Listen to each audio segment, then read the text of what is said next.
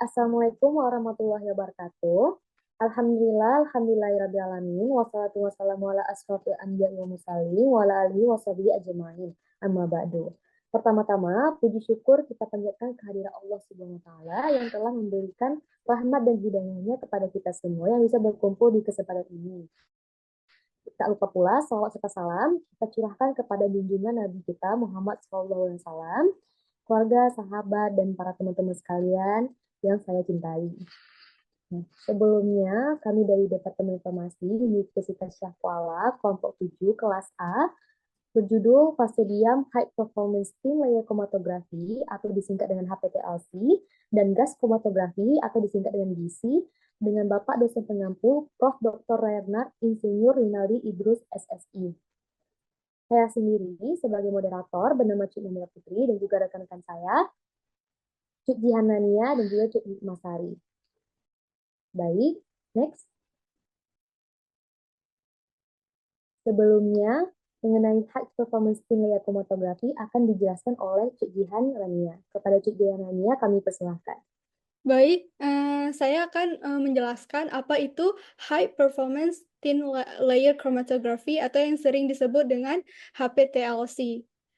Nah, HPTLC itu sendiri adalah teknik atau metode kromatografi yang mana kromatografi lapis-lipis yang ditingkatkan, yang digunakan untuk memisahkan senyawa atau analit melalui lempeng kromatografi.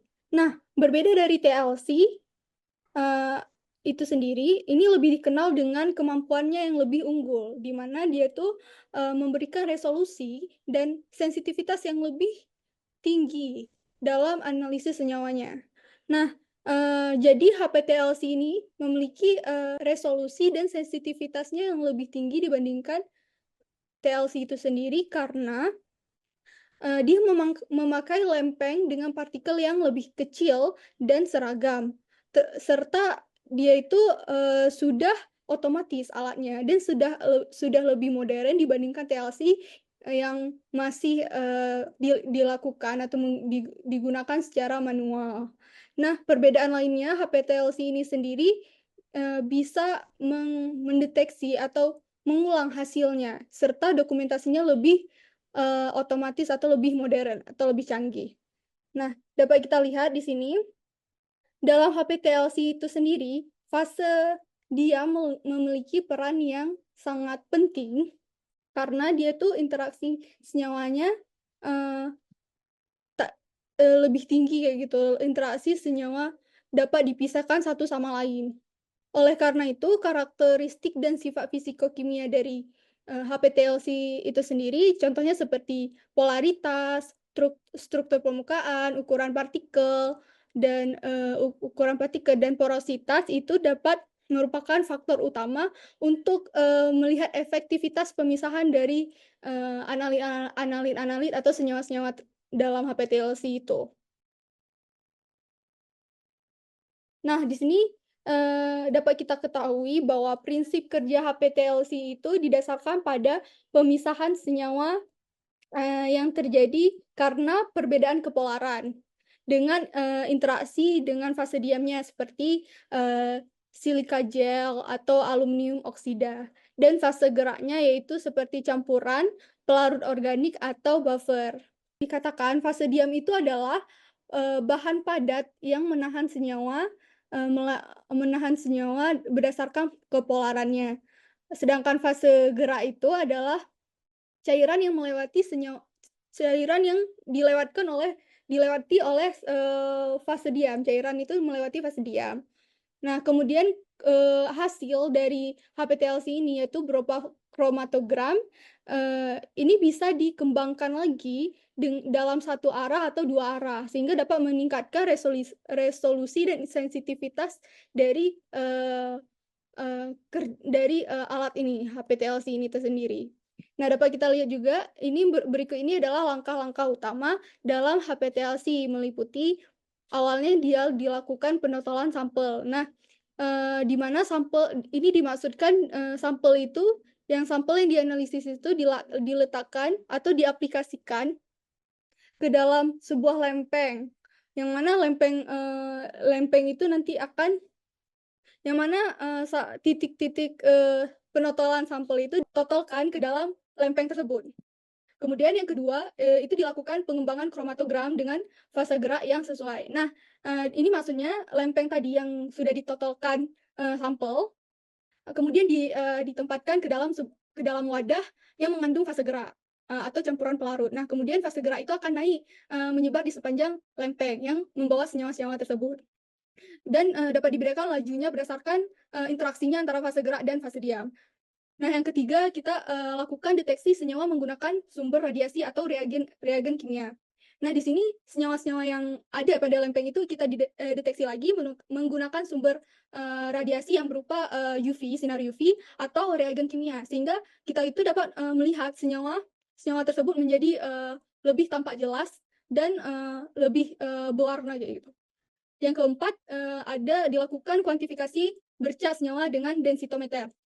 Nah, bercak-bercak senyawa terpisah diukur intensitasnya menggunakan alat yang namanya itu densitometer. Nah, alat densitometer ini adalah alat yang mengukur kerapatan optik atau intensitas cahaya yang dipantulkan atau ditransmisikan oleh bercak pada lempeng.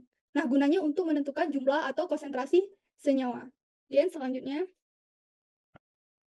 nah, berikut ini adalah jenis-jenis fase diam yang digunakan dalam HPTLC. Nah, dapat kita ketahui yang pertama itu yang paling umum digunakan fase diamnya yaitu silika gel.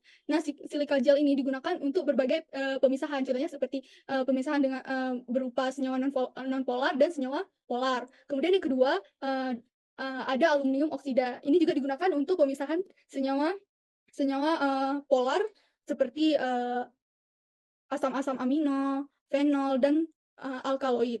Kemudian dapat kita lihat yang ketiga itu adalah selulosa, fase diam berupa selulosa. Nah, ini juga cocok untuk pemisahan senyawa polar dan steroid. Yang mana dapat kita ketahui contohnya seperti klorofil, karotenoid, dan flavonoid. Yang keempat itu ada fase diam berupa Kieselguhr. Kieselguhr ini digunakan untuk pemisahan senyawa nonpolar. Nah, contohnya yaitu lipid dan steroid juga. Kemudian yang terakhir ada fase diam dengan pengembang kimia atau terikat. Nah, fase ini digunakan untuk meningkatkan selektivitas pemisahan senyawa tertentu, yang mana kita dapat kita gunakan fase diam ini jika fase diam yang lain itu sulit untuk memisahkan senyawa tersebut. Jadi kita menggunakan fase diam yang ini.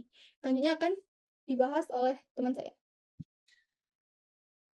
Perkenalkan, nama saya Cuni Masari. Di sini saya akan menjelaskan tentang instrumentasi HPTLC modern, yaitu yang pertama kita bisa lihat di sini ada chamber. Nah, chamber ini adalah alat yang digunakan untuk mengatur suhu dan kelembapan yang sangat akurat, di mana hal ini penting agar kondisi saat melakukan analisa HPTLC agar berjalan dengan baik dan dapat menghasilkan hasil yang sempurna.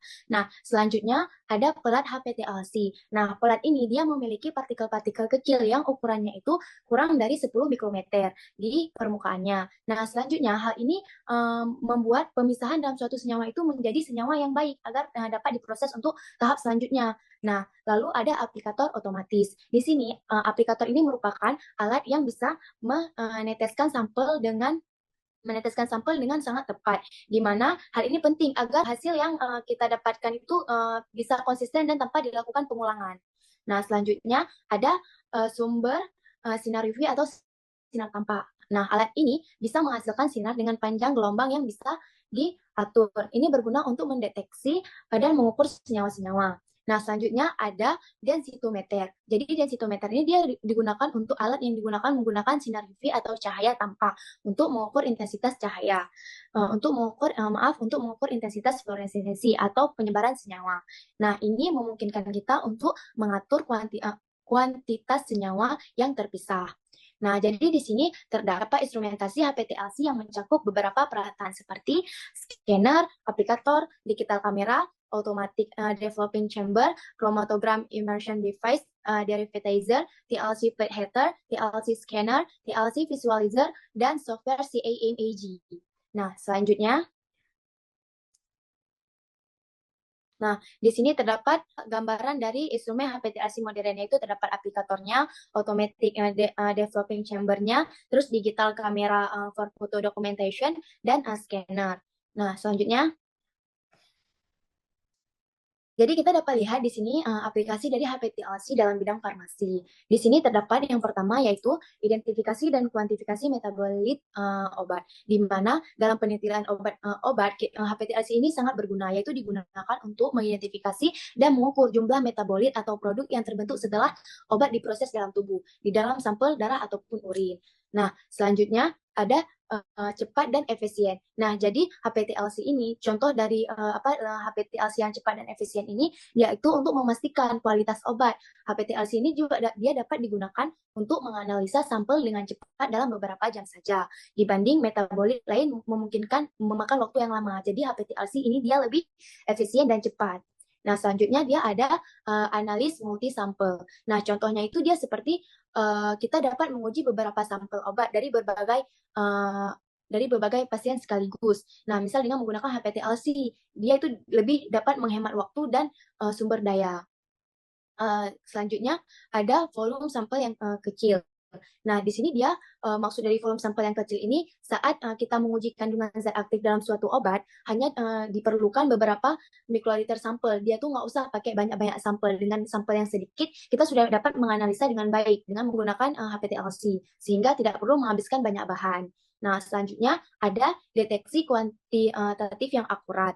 Nah, di sini contohnya seperti dalam pengujian suatu kualitas obat, di mana HPTLC ini dia dapat memberikan data yang sangat akurat mengenai beberapa banyak zat aktif yang terdapat dalam setiap sampel obat.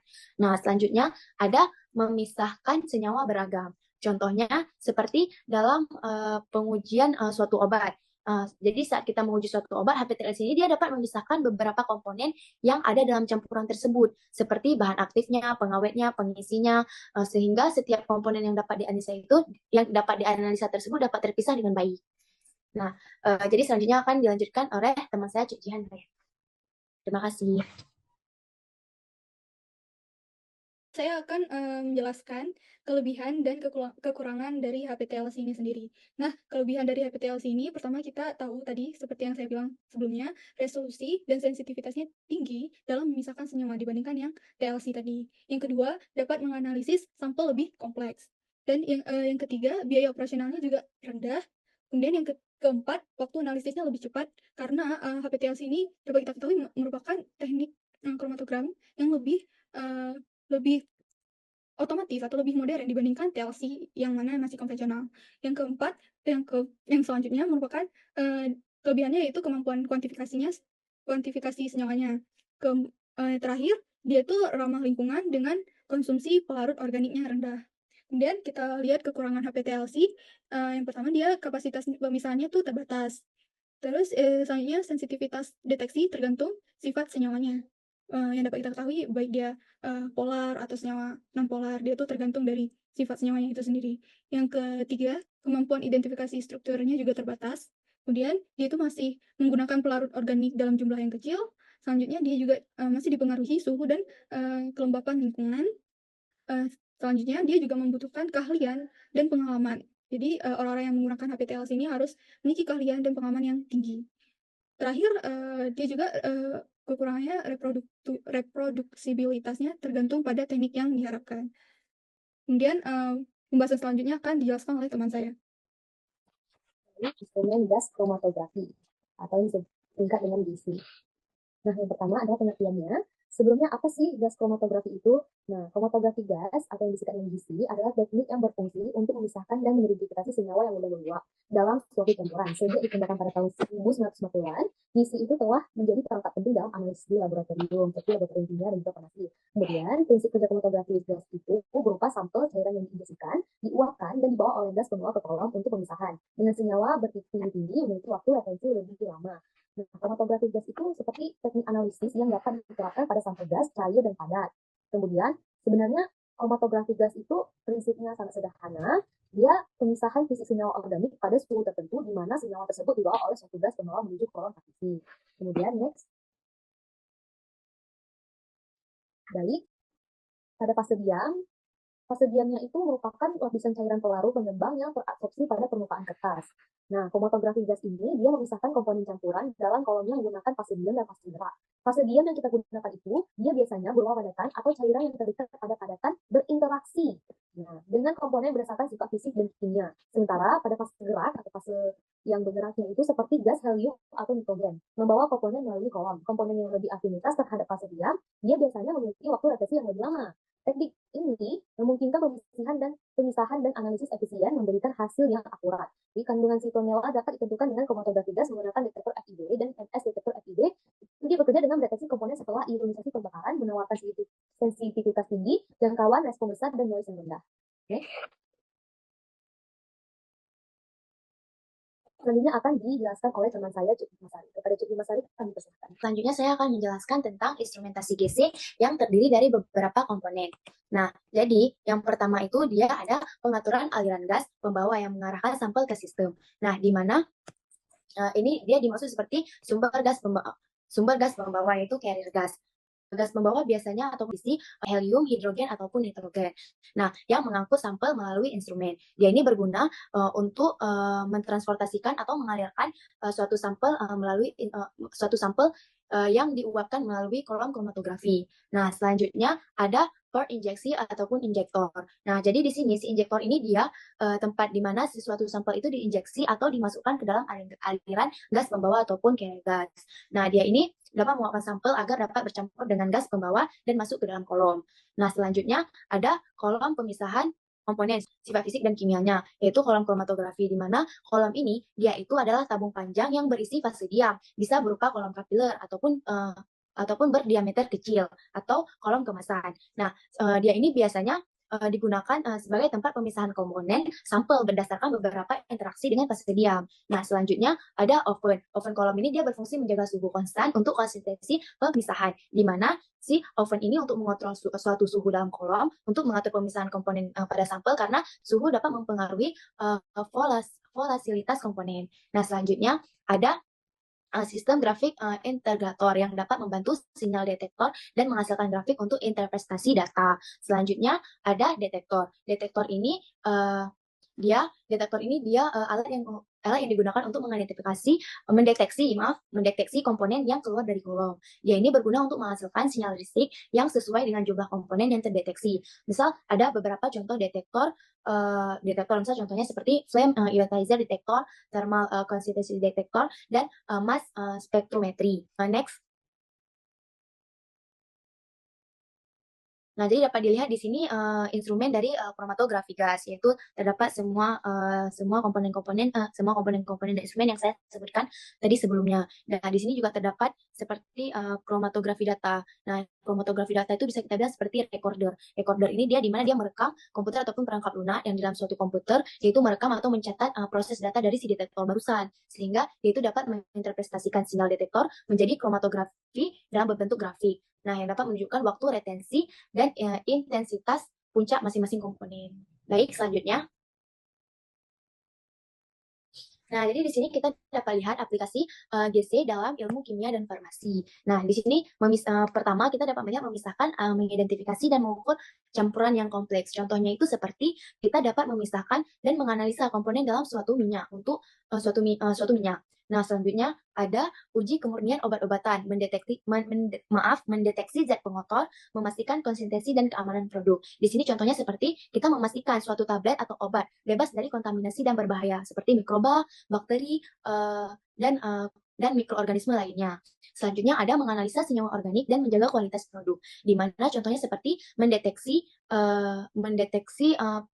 pestisida dalam buah-buahan untuk menjaga keamanan makanan. Nah, selanjutnya ada GC sebagai alat dalam penelitian, pengembangan, dan pengendalian mutu. Ini contohnya seperti mengembangkan suatu formula obat baru dengan mempelajari metabolit obat tersebut. Baik, selanjutnya akan dilanjutkan oleh rekan saya, Cik Mira Putri. Tentunya pada instrumen memiliki kelebihan dan kekurangan masing-masing. Untuk kelebihan GC, dia mencakup efisiensi dan resolusi yang tinggi, analisis partikel kecil seperti polutan udara. Biasanya digunakan untuk menganalisisnya dan ukurannya itu emang sangat kecil gitu, pada polutan yang udara. Kemudian ada detektor yang memberikan respons sebanding dengan jumlah komponen. Nah, kalau detektor ini dia biasanya digunakan yang seperti tadi saya bilang, ada FID dan juga FS. Kemudian mudah mencampurkan uap sampel dengan fase gerak, terintegrasi dengan instrumen lain seperti GC, FIA, dan MS, tidak merusak sampel dan sangat sensitif. Kemudian kekurangan teknik kromatografi kertas untuk zat yang mudah menguap atau senyawa yang volatil, kemudian mudah dipakai untuk memisahkan campuran dalam jumlah yang besar. Ada fase gas tidak bersifat reaktif terhadap fase diam dan zat terlarut. Selanjutnya akan disimpulkan oleh Mas Ari. Di sini kita dapat menyimpulkan bahwa kromatografi gas ataupun GC memisah yaitu suatu instrumen yang memisahkan senyawa volatil menggunakan gas sebagai fase gerak dan kolom khusus. Metode ini cepat, efisien, dan mampu mengukur komponen dalam konsentrasi yang rendah, serta bisa digabungkan dengan alat seperti GC ataupun MS. Nah, untuk analisa mendalam. Selanjutnya, kromatografi lapis tipis kinerja tinggi yaitu HPTLC. Ini merupakan instrumen versi lanjut dari TLC yang menggunakan lapisan tipis pada plat untuk memisahkan senyawa berdasarkan pergerakannya dalam pelarut. Terima kasih. Pula di sini kita lampirkan daftar pustakanya yang bisa teman-teman lihat. Nah, sekian dari kelompok kami. Lebih dan kurang kami mohon maaf. Wabillahi taufiq wal hidayah. Assalamualaikum warahmatullahi wabarakatuh.